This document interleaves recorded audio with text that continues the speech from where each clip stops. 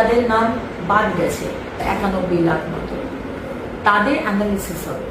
নমস্কার বন্ধুরা, এই মুহূর্তে রয়েছে রাজ্যের সমস্ত কৃষকদের জন্য বিরাট বড় সুখবর। আপনি যদি একজন কৃষক হয়ে থাকেন তাহলে এই মুহূর্তে রয়েছে আপনার জন্য দুর্দান্ত সুসংবাদ। রাজ্যে এখন গঠিত হয়েছে নতুন বিজেপি সরকার। তাহলে কৃষকদের আর্থিক সহায়তা কিভাবে দেওয়া হবে, নতুন কোন প্রকল্প আনা হবে, নাকি আগের প্রকল্পের অর্থাৎ কৃষক বন্ধু প্রকল্পের মাধ্যমে কৃষকদের আর্থিক সহায়তা দেওয়া হবে এবং আর্থিক সহায়তা কি বাড়তে পারে? এছাড়া মনে রাখবেন, এইবার কিন্তু অনেক কৃষকরা টাকা পাবে না। কোন কোন কৃষকরা টাকা পাবে, কারা কারা পাবে না, সেই বিষয়ে কিন্তু সঠিক আপডেট জানানো হয়েছে। তাহলে বন্ধুরা, ভিডিওটি সম্পূর্ণ দেখুন। সম্পূর্ণ দেখলে জানতে পারবেন অনেক কিছু আপডেট। শুধুমাত্র কৃষক বন্ধু প্রকল্পের আপডেটই নয়, এর সঙ্গে রয়েছে পিএম কিষাণ প্রকল্পের 23তম কিস্তি টাকা নিয়েও একটি বড় ঘোষণা। তাই বন্ধুরা, ভিডিওটি সম্পূর্ণ দেখুন। সম্পূর্ণ দেখতে জানতে পারবেন অনেক কিছু আপডেট। তাহলে এবার দেখে নেওয়া যাক কি বলা হয়েছে আজকের এই রিপোর্টে। কৃষকদের আর্থিক সহায়তা দেওয়ার কাজ শুরু। অনেক কৃষকদের নাম বাতিল হলো। রাজ্যে নতুন বিজেপি সরকার গঠনের পর মুখ্যমন্ত্রী হিসাবে দায়িত্ব নিয়েছেন শুভেন্দু অধিকারী। শপথ গ্রহণের পর কয়েকদিন কেটে গেলেও কৃষকদের আর্থিক সহায়তা নিয়ে এখনো পর্যন্ত স্পষ্ট কোনো সরকারি ঘোষণা হয়নি।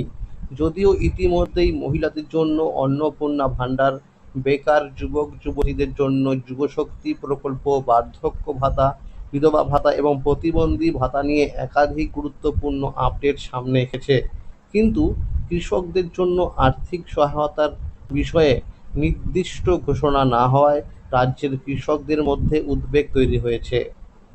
11ই মে মুখ্যমন্ত্রী জানিয়েছিলেন, আগের সরকারের কোনো সামাজিক প্রকল্প বন্ধ করা হবে না, তবে প্রকল্পগুলির নাম পরিবর্তন হতে পারে এবং আর্থিক সহায়তার পরিমাণ বাড়ানো হতে পারে।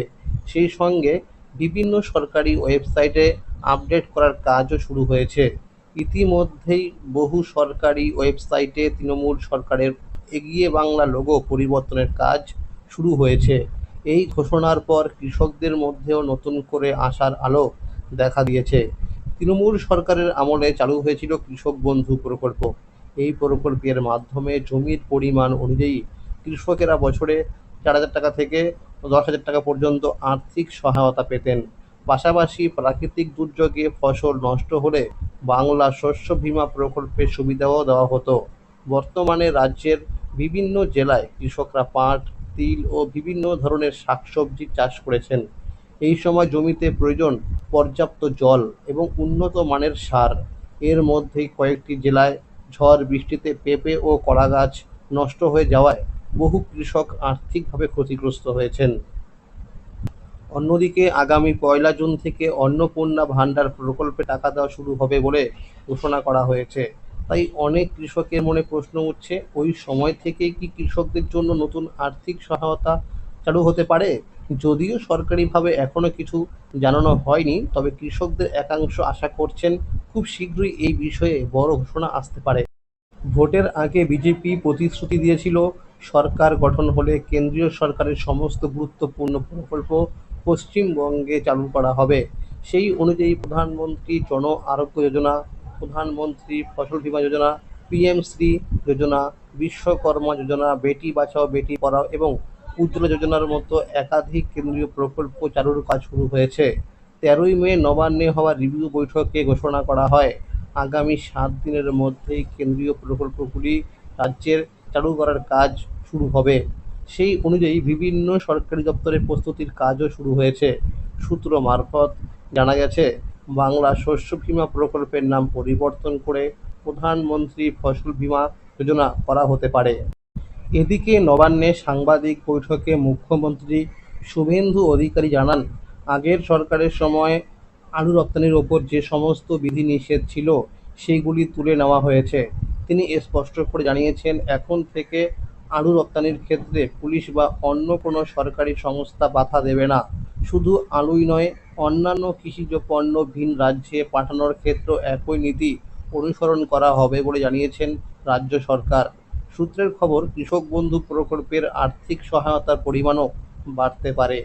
যদিও এখনো পর্যন্ত এই বিষয়ে কোনো সরকারি বিজ্ঞপ্তি প্রকাশ করা হয়নি, তবে মুখ্যমন্ত্রী জানিয়েছেন, এবার থেকে সমস্ত প্রকল্পের টাকা সরাসরি ডিবিটির মাধ্যমে ব্যাংক অ্যাকাউন্টে পাঠানো হবে। ইতিমধ্যেই লক্ষ্মীর ভাণ্ডার সহ বিভিন্ন সরকারি প্রকল্পের ওয়েবসাইটে পরিবর্তনের কাজ শুরু হয়েছে। তাই সমস্ত উপভোক্তাকে দ্রুত ব্যাংক অ্যাকাউন্টের সঙ্গে ডিবিটি লিঙ্ক করার জন্য অনুরোধ করা হচ্ছে। অনেকের একাধিক ব্যাংক অ্যাকাউন্ট রয়েছে এবং বিভিন্ন প্রকল্পে টাকা আলাদা আলাদা অ্যাকাউন্টে পান। সরকার জানিয়েছে, যেই ব্যাংক অ্যাকাউন্টের সঙ্গে ডিবিটি লিঙ্ক করা থাকবে সেই অ্যাকাউন্টে টাকা পাঠানো হবে। ডিবিটি যে কোনো একটি ব্যাংক অ্যাকাউন্টের সঙ্গেই লিঙ্ক করা যাবে।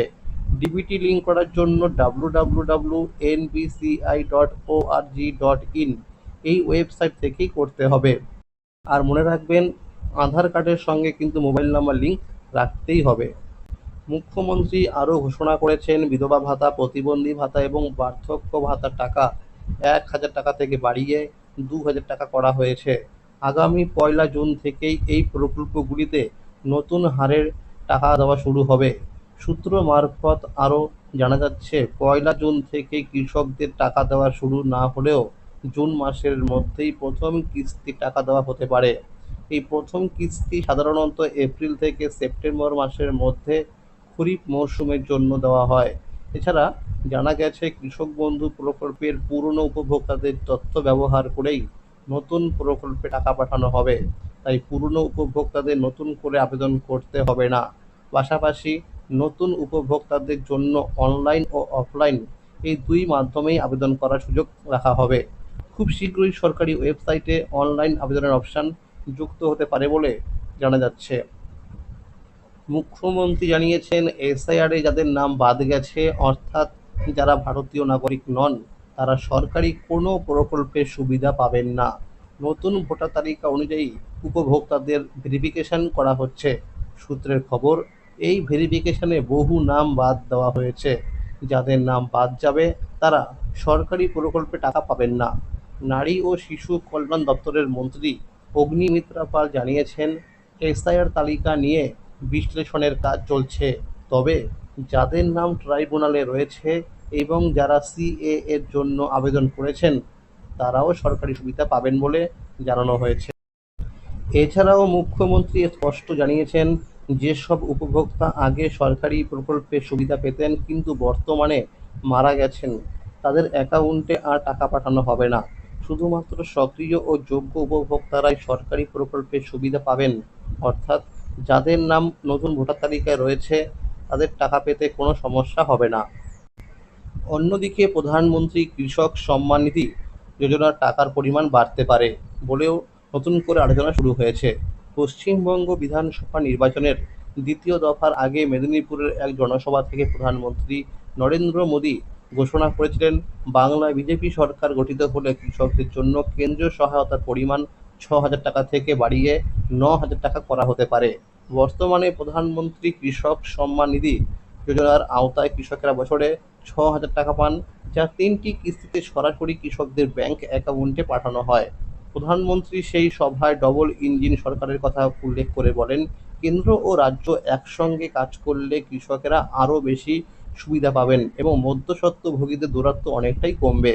পাশাপাশি কৃষকদের ফসলের ন্যায্য দাম নিশ্চিত করার দিকেও জোর দেওয়া হবে বলে দাবি করা হয়েছে। সূত্রের খবর, কৃষক বন্ধু এবং পিএম কিষাণ এবং বাংলা শস্য বীমা প্রকল্পের টাকাও কৃষকরা পাবেন। এখন সবচেয়ে বেশি আলোচনা হচ্ছে মহারাষ্ট্র মডেল নিয়ে। মহারাষ্ট্রে কেন্দ্রের 6,000 টাকার পাশাপাশি রাজ্য সরকারের তরফে নমঃশেতকরী মহা সম্মান নিধি যোজনার মাধ্যমে আরও 6,000 টাকা দেওয়া হয়। ফলে সেখানকার কৃষকেরা বছরে মোট 12,000 টাকা করে পান। রাজনৈতিক মহলের একাংশের মতে, পশ্চিমবঙ্গে ভবিষ্যতে একই ধরনের ব্যবস্থা চালু হতে পারে, যদিও এই বিষয়ে এখনো পর্যন্ত কোনো সরকারি ঘোষণা করা হয়নি। এইদিকে পিএম কিষাণ প্রকল্পের পরবর্তী কিস্তি অর্থাৎ 23তম কিস্তি নিয়েও কৃষকদের মধ্যে আগ্রহ বাড়ছে। 22তম কিস্তির টাকা দেওয়া হয়েছিল 2026 সালের মার্চ মাসে। সেই হিসাবে মনে করা হচ্ছে 23তম কিস্তির টাকা জুন মাসের শেষ অথবা জুলাই মাসের শুরুতে কৃষকদের ব্যাংক অ্যাকাউন্টে জমা হতে পারে। তবে সরকার ইতিমধ্যেই জানিয়েছে, যেসব কৃষক ফার্মার রেজিস্ট্রি সম্পূর্ণ করেননি অথবা যাদের ইকেওয়াইসি সক্রিয় নেই তাদের কিস্তির টাকা আটকে যেতে পারে। এছাড়া ব্যাংক অ্যাকাউন্টের সঙ্গে আধার লিঙ্ক করা না থাকলে তাহলেও সমস্যায় পড়তে হতে পারে। নিয়ম অনুযায়ী একটি পরিবারে শুধুমাত্র একজন সদস্যই পিএম কিষাণ প্রকল্পের সুবিধা পাবেন। তাই আবেদনকারীদের সমস্ত তথ্য সঠিকভাবে আপডেট রাখা অত্যন্ত জরুরি। উপভোক্তারা চাইলে বাড়িতে বসেই নিজেদের স্ট্যাটাস চেক করতে পারবেন। এর জন্য অফিসিয়াল ওয়েবসাইটে গিয়ে ফার্মার্স কর্নার থেকে বেনিফিশিয়ারি স্ট্যাটাস অপশনে ক্লিক করতে হবে। এরপর রেজিস্ট্রেশন নম্বর অথবা মোবাইল নম্বর দিয়ে তথ্য দেখা যাবে। কৃষকদের মধ্যে এখন একটাই আশা, নতুন সরকার পুরনো প্রকল্পগুলি চালু রাখার পাশাপাশি আরও বেশি আর্থিক সহায়তা দেবে। এখন সরকারি বিজ্ঞপ্তির অপেক্ষায় রয়েছেন রাজ্যের লক্ষ লক্ষ কৃষকেরা। তাহলে বন্ধুরা, আজকের এই ছিল আপডেট। এইরকম আরও নতুন নতুন প্রকল্পের আপডেট সবার আগে পেতে হলে চ্যানেলটিকে অবশ্যই মনে করে সাবস্ক্রাইব করে রাখুন এবং সকলের কাছে শেয়ার করে দিন। আর যদি ভিডিওটি ভালো লেগে থাকে অবশ্যই একটি লাইক করে দেবেন। ধন্যবাদ।